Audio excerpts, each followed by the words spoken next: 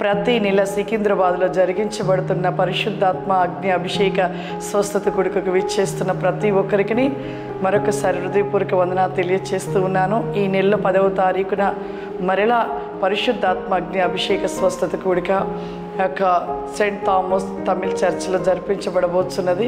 ఎవరు మిస్ కావద్దు, అందరూ రావాలని కోరుకుంటున్నాము. అనేకులు కూడా మీరు తీసుకొని రండి, దేవుడి ఆశీర్వాదాన్ని పొందుకోనండి. God bless you. దేవుడు మిమ్మల్ని దీవించును గాక. ఆమేన్.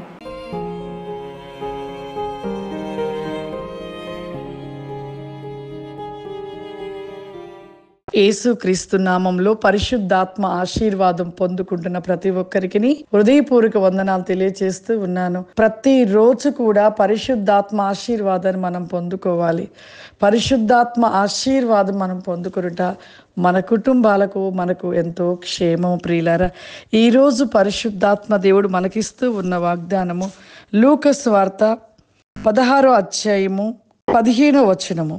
మీరు మనుషుల ఎదుట నీతిమంతులని అనిపించుకొనువారు గాని దేవుడు మీ హృదయములో ఎరగను. మనుషులలో ఘనముగా ఎంచబడినది దేవుని దృష్టికి అసహ్యము. ఎంతోమంది చూడండి, ఈ రోజులలో ఘనత కోసము, మెప్పు కోసము పరిగెడుతూ ఉంటారు. ఇక్కడ ప్రభు చెప్తున్న మాట, మనుషులలో ఘనముగా ఎంచబడినది దేవుని దృష్టికి అసహ్యము. ఎంతో ఘనతగా, ఏదో ఒక గొప్ప హోదాగా, ఒక ఘనత స్థితిని కలిగిన వారుగా గర్వంతో ఉంటూ ఉంటారు. అది దేవునికి ఎంతో అసహ్యమని చెప్తూ ఉన్నాడు. చాలా మంది కూడా ఆ విధంగా ఉంటున్నారు. ఈ లోకంలో దేవునికి ఘనత, దేవునికి మహిమ చెల్లించాలి.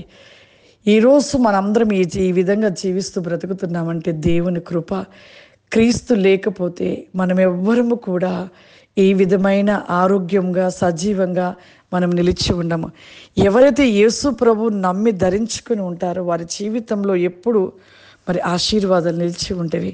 ఎప్పుడు దేవుడు మనతో ఉంటాడు. కానీ ఎంతోమంది కూడా నేను అన్న అహమ్మము, నేనే సమస్తాన్ని తెచ్చుకున్నాను, నా వల్లే అన్నీ మరి ఉన్నవి అనే ఒక ఘనతగా ఎంచుకొని హెచ్చింపుతనంతో ఉన్న వారి జీవితంలో ప్రభు ఆశీర్వాదం ఉండదు. ఆయన వారిని అసహించుకుంటానంటున్నాడు.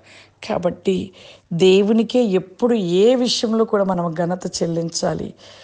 ఏ యొక్క పని అయినను, ఎటువంటి యొక్క అద్భుత కార్యమైనను, ఏదైనాను ఆయనకి ఘనత చెల్లిస్తూ, కృతజ్ఞతలు చెల్లిస్తూ, ప్రతి దినము కూడా ప్రతి పనిలో దేవునికి స్తుతులు, ఘనతలు, మహిమలు చెల్లిస్తూ, ఆయన నామాన్ని ఘనపరుస్తూ మనము ప్రతి విషయమైన ప్రార్థన, విజ్ఞాపనని కలిగిన వారిగా ఉన్నట్లయితే ఖచ్చితంగా మన జీవితంలో ఆశీర్వాదాలని కలిగిన వారిగా ఉంటాము.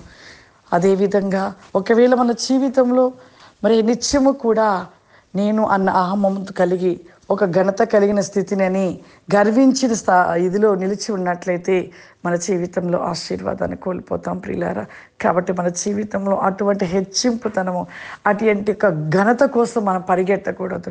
దేవునికి ఘనత రావాలి, కానీ మనుషులకు ఎప్పటికీ కూడా ఆ ఘనత, హెచ్చింపుతనము అవన్నీ కూడా ఆశ్రయమైన కరమైన, అవన్నీ వ్యర్థమైనవి. కాబట్టి ప్రతి ఒక్కరు కూడా మన జీవితంలో హెచ్చింపుతనము, ఘనతలను అటువంటి వాటి కోసము పరిగెట్టకుండా మనని మనం తగ్గించుకొని దేవుని కోసం నిలిచిన వారి జీవితంలో దేవుడి ఆశీర్వాదాన్ని పొందుకుంటూ ఉంటాం.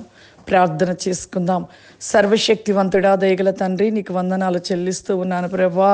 పరిశుద్ధాత్మ దేవా, ఈ దినము నాయన పరిశుద్ధాత్మ ఆశీర్వాదము పొందుకున్నట్టుకు ఎంతో మంది బిడ్డలు ప్రభువా ఆశతో ఉదయకాలమే ఎదురు చూస్తూ ఉండగా నాయన, ఏ బిడ్డలైతే ఈ ప్రోగ్రాం చూస్తూ ఉన్నారో ప్రభువా, బిడ్డల్ని దీవించండి, ఆశీర్వదించండి ప్రభువా. వారి జీవితంలో ఏ కొదువ ఉన్నదో, ఏ ఆర్థికమైన సమస్యలు, ఏ వ్యాధి చేత బాధపడుతున్నారు, ఏ యొక్క ప్రతినేకమైన సమాధానము లేక సమస్యలు కలిగి ఉంటున్నారు ప్రభువా, ఇప్పుడు యేసు నామములో ప్రతి ఒక్కరి జీవిత వేగంలో ఆర్థికమైన ఇబ్బందుల నుండి సమస్త కార్యములు జరిగించండి, సమృద్ధిని కలగచేయండి. పరిశుద్ధాత్మ దేవానికే వందనాలు. ప్రతి బిడకు స్వస్థత దయచేయండి పరిశుద్ధాత్మడా. ఈ ప్రోగ్రాం చూస్తున్న ప్రతి ఒక్కరి పైన ప్రభువా మీ ఆత్మ కుమ్మరింపును దయచేయండి, మీ అభిషేకమును దయచేయండి, మీ అగ్ని జ్వాలల కలిగిన మంటని కలిగించండి నడిపించండి నాయన. ప్రతి దినము కూడా ప్రభు వర్ధిల్లుటలో ప్రతి వేగముగా నాయన నీలో కృపరికోసమైన ఆశీర్వాదములు దయచేయమని యేసుక్రీస్తు నామములో అడుగుచున్నాను తండ్రి. ఆమేన్. God bless you. దేవుడు మిమ్మల్ని దీవించును గాక. ఆమేన్.